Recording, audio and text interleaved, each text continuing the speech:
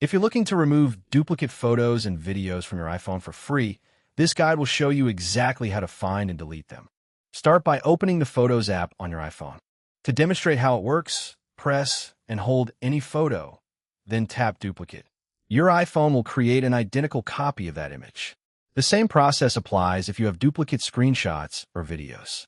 To find duplicate items, tap the Photos or Library icon, then open Collections. Scroll down to Utilities and look for the Duplicate section.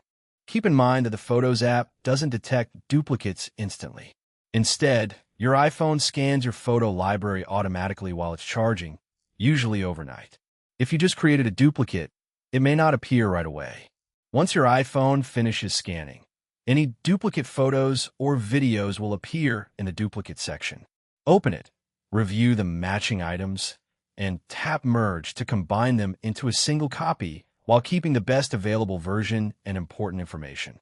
That's all there is to it. Your duplicate photos and videos will be cleaned up in just a few taps.